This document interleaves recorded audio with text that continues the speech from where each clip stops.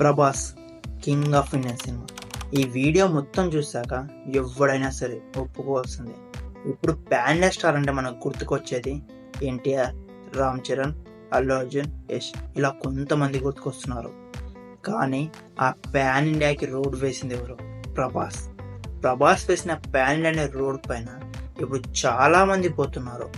ఆఖరికి తేజ సజ్జ వంటి చిన్న హీరో కూడా పాన్ ఇండియా వైడ్ గా మూవీని రిలీజ్ చేయగలుగుతున్నారంటే దానికి మెయిన్ రీజన్ ప్రభాస్. ప్రభాస్ గురించి విజేంద్ర ప్రసాద్ గారి మాటల్లో చెప్పాలంటే అర్జునుడు లాంటి రూపం, భీముడు లాంటి బలం, అభిమన్యుడు లాంటి పౌరుషం, రాముడు లాంటి గుణం, కృష్ణుడు లాంటి స్వభావం, ఇవన్నీ గుణాలు కలిగిన వాడే ప్రభాస్.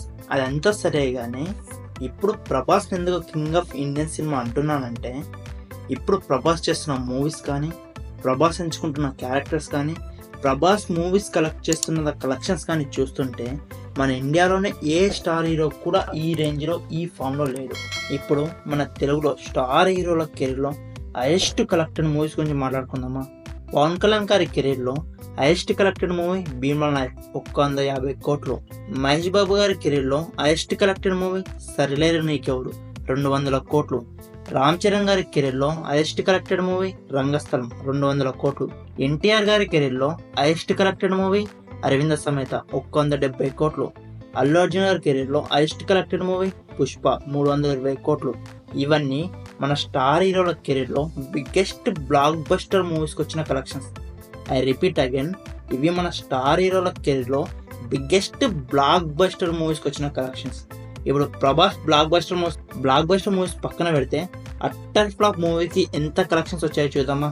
రాధేశ్యామ్ 350 కోట్లు, సాహో 420 కోట్లు, ఆదిపురుష్ 550 కోట్లు. ఇవి ప్రభాస్ అట్టర్ ఫ్లాప్ మూవీస్కి వచ్చిన కలెక్షన్స్. అంటే నేను ఏం చెప్దాం అనుకున్నావు మీకు అర్థమవుతుందా?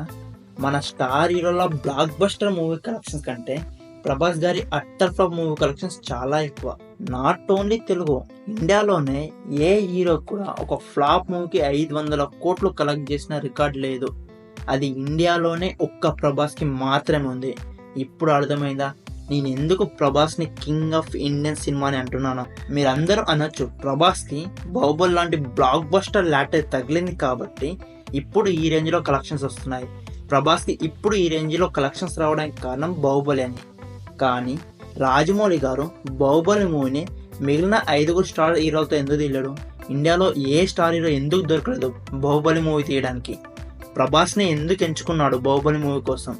ఎందుకంటే ప్రభాస్కే ఆ కేపబిలిటీ ఉంది. అప్పట్లో ఏ స్టార్ హీరో కూడా ఒక్క మూవీ కోసం 5 సంవత్సరాలు కష్టపడలేదు. ఒక మూవీ స్టార్ట్ చేసామా, 3 months షూట్ చేసామా, 4th month రిలీజ్ చేసామా అన్నట్టుంటుండే. ఆ టైంలో ఒక్క మూవీ కోసం 5 సంవత్సరాలు కష్టపడ్డాడు. దానికి తగ్గ ఫలితమే వచ్చింది. ప్రభాస్, రాజమౌళి గారు కలిసి బాహుబలి మూవీతో తెలుగు సినిమా ఖ్యాతిని ఇండియా మొత్తం చూపించాడు. భారతదేశం మొత్తం మన తెలుగు సినిమా వైపు చూసేలా చేశారు. మన తెలుగు సినిమాకున్న అద్దుల్ని చెరిపివేశారు. మన తెలుగు సినిమాకి పాన్ ఇండియా ఇమేజ్ని తీసుకొచ్చారు. ఇప్పుడు చిన్న చిన్న హీరోలు కూడా పాన్ ఇండియా వైడ్గా రిలీజ్ చేస్తున్నారు వాళ్ళ మూవీస్ని. దానికి మెయిన్ రీజనే ప్రభాస్, బాహుబలి, రాజమౌళి. ఈ ముగ్గురే మెయిన్ రీజన్. అప్పుడు బాహుబలి మూవీతో ఏదైతే జరిగిందో ఇప్పుడు కల్కి మూవీతో కూడా అదే జరగబోతుంది. కాకపోతే ఇప్పుడు ఇంటర్నేషనల్ వైడ్గా. ఇప్పుడు కల్కి మూవీతో మన ఇండియన్ సినిమా ఇండస్ట్రీకి ఉన్న అద్దుల్ని చెరిపివేయబోతున్నారు. మన ఇండియన్ సినిమాని ఇండియన్ వాళ్ళే చూడాలన్న మిత్ని ఈ మూవీతో బ్రేక్ చేసేస్తారు. మొత్తం వరల్డ్ ఆడియన్స్ కోసం మన మూవీ తీస్తున్నామని చెప్పేసి ఈ మూవీతో నిరూపిస్తారు. ఈ మూవీతో ప్రభాస్ హాలీవుడ్లో జెండా పాతేస్తాడు. మన ఇండియన్ సినిమాకు కాంతిని ప్రపంచవ్యాప్తంగా చేస్తుంది. ఇది మాత్రం పక్కా. ఈ డైరెక్టర్లకు కూడా మనకున్న అద్దులు చెరిపివేయడానికి ప్రభాస్ ఒక్కడే కనిపిస్తున్నాడు. ప్రభాస్ని లాటరీ స్టార్ అనే వాళ్ళకి నేను ఒక క్వశ్చన్ అడుగుదాం అనుకుంటున్నా.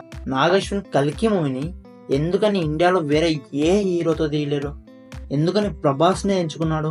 అప్పుడు రాజమౌళి గారు కూడా ప్రభాస్ ఒక్కరిని ఎంచుకున్నాడు, మిగతా ఏ హీరోని కాదని. ఇప్పుడు నాగార్జున కూడా ఒక్క ప్రభాస్ని ఎందుకు ఎంచుకుంటున్నారు? ఎందుకంటే అలాంటి డైరెక్టర్లకి ఒక్క ప్రభాసే కనిపిస్తున్నాడు ఇలాంటి క్యారెక్టర్ చేయడానికి. ప్రజెంట్ జనరేషన్లో లార్జర్ దెన్ లైఫ్ క్యారెక్టర్ చేయాలంటే వాళ్ళకున్న one and only option Prabhas గారు. ప్రభాస్ గారు చేసిన లార్జర్ దెన్ లైఫ్ క్యారెక్టర్స్ బాహుబలిలో రాజుగా, ఆదిపురుషులో రాముడిగా, కన్నాపలో శివుడిగా, కల్కి మూవీలో విష్ణువుగా, కల్కిగా ఇలా లార్జర్ దెన్ లైఫ్ క్యారెక్టర్ చేయాలంటే డైరెక్టర్ అందరికీ ప్రభాస్ ఒక్కడే కనిపిస్తున్నాడు. ఆ దమ్ము ప్రభాస్ ఒక్కడికే ఉంది. నాట్ ఓన్లీ తెలుగు, మొత్తం ఇండియాలోనే ఏ హీరోకి లేనంత మార్కెట్, ఏ హీరోకి లేనంత ఫాలోయింగ్ ఇప్పుడు ప్రజెంట్ ప్రభాస్కి ఉంది. ఇండియాలోనే ఏ hero utter flop movie 500 crores collect చేస్తే చెప్పండి? బాలీవుడ్ భాష అయిన షారుఖ్ ఖాన్ మూవీకి పోటీగా పోయి 2 అట్టర్ ఫ్లాప్ మూవీ తర్వాత ఎలాంటి ప్రమోషన్ చేయకుండా తక్కువ థియేటర్లో రిలీజ్ అయ్యి కూడా బాలీవుడ్ భాష అయిన షారుఖ్ ఖాన్ మూవీకి పోటీగా 200 crores కలెక్ట్ చేస్తే చెప్పండి? అది కేవలం ప్రభాస్కి మాత్రమే సాధ్యం. ప్రభాస్కి ఆ రేంజ్లో మార్కెట్ ఉంది. ప్రజెంట్ జనరేషన్లో ఏ హీరోని నమ్మి 500 crores 600 crores పెడుతున్నారు? ఆ కేపబిలిటీ ఎవరికి ఉంది? ఒక్క ప్రభాస్కి మాత్రం ఉంది. వేరే ఏ హీరో కూడా 300 crores పెడితేనే మనం రిస్క్ చేస్తున్నామేమో అని అనుకుంటున్నారు. కానీ ప్రభాస్ పైన 500 crores 600 crores పెడుతున్నారు. అంటే మీరు అర్థం చేసుకోండి, ప్రభాస్ని ప్రొడ్యూసర్స్ కానీ డైరెక్టర్స్ కానీ ఏ రేంజ్లో నమ్ముతున్నారు. నేను ఒక్క మాట చెప్పాలనుకున్నాను, Prabhas utter flop movie collections చాలా మంది స్టార్ హీరోల బ్లాక్ బస్టర్ మూవీ కలెక్షన్స్ కంటే చాలా ఎక్కువ.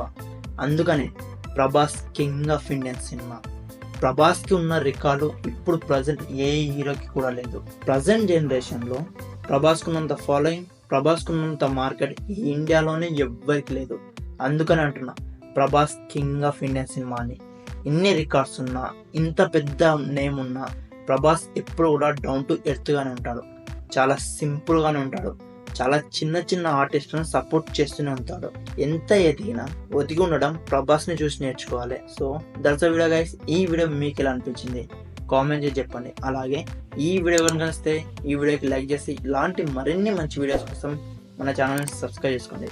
మళ్ళీ వీడియోలో మళ్ళీ కలుద్దాం. అందరికీ టాటా బై బై, సెలవు.